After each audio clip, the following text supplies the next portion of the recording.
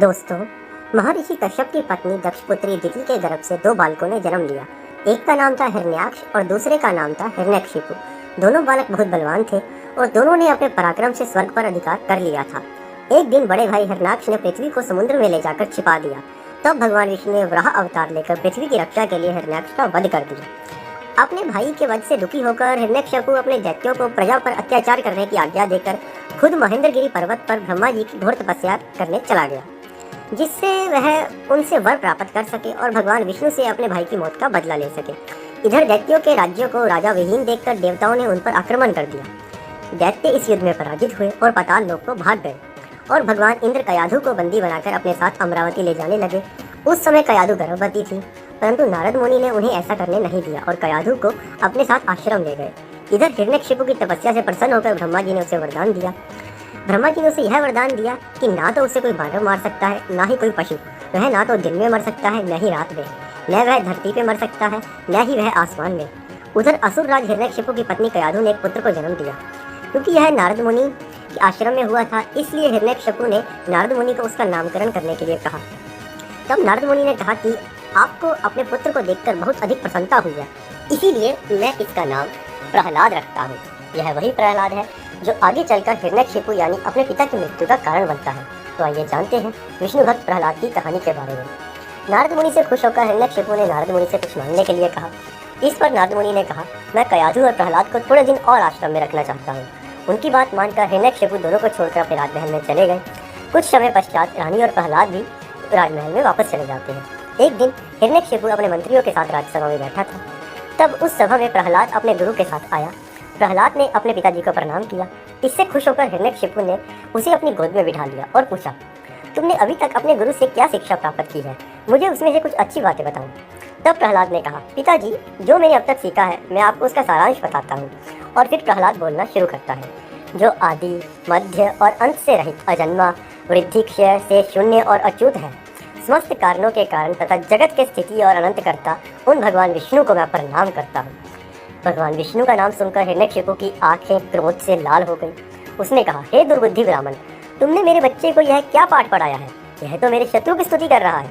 इस पर ब्राह्मण ने कहा, हे असुरदेव, यह बालक मेरा पढ़ाया हुआ पाठ नहीं बोल रहा। तब फिर हिरण्यकशिपु ने अपने पुत्र से पूछा, बेटा, तुम ये पाठ तुम्हारे गुरु जी ने नहीं पढ़ाया तुम्हें, तो यह तुम्हें किसने पढ़ाया? यह तुम किसका पाठ बोल रहे हो? तब प्रहलाद बोले, पिताजी, हृदय में स्थित भगवान विष्णु तो संपूर्ण जगत के उपदेशक हैं। उनको छोड़कर और किसी को क्या कोई सिखा सकता है?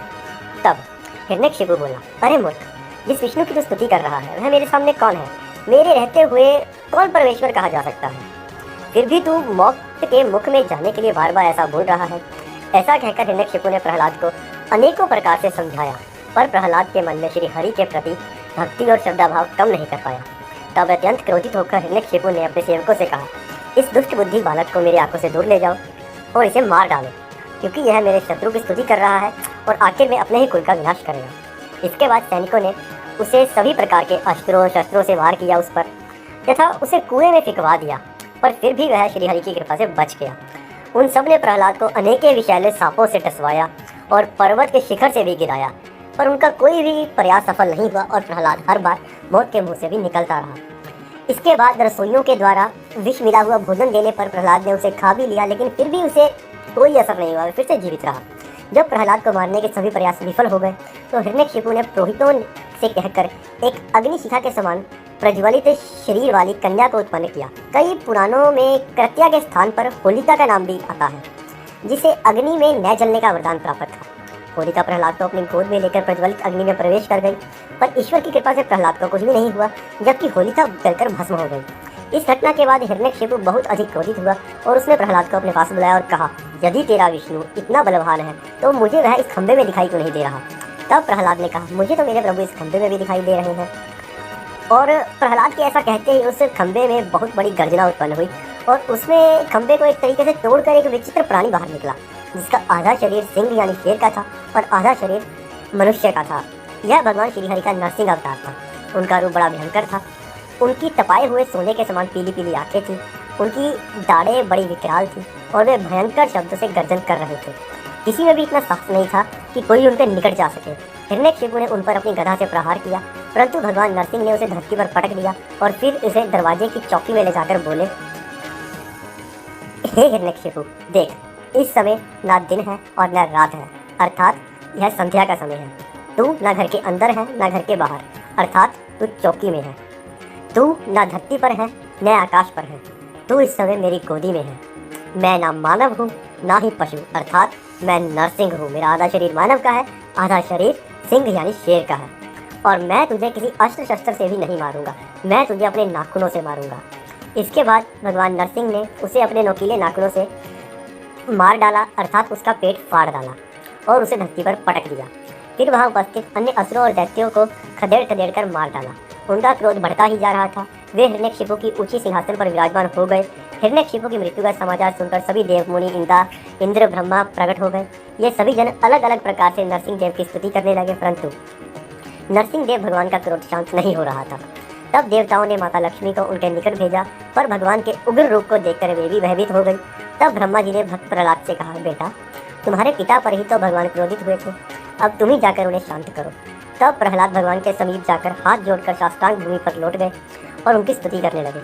बालक प्रहलाद को अपने चरणों में पड़ा देखकर भगवान नरसिंह का क्रोध शांत हुआ और उसे गोद में उठाकर बिठा लिया और प्रेम पूर्वक बोले, भक्त प्रहलाद, तुम्हारे जैसे भक्त को यद्यपि किसी वस्तु की अभिलाषा नहीं रहती, पर फिर भी तुम केवल मेरी प्रसन्नता के लिए इस लोक में दैत्याधिपति के समस्त भोग स्वीकार कर लो।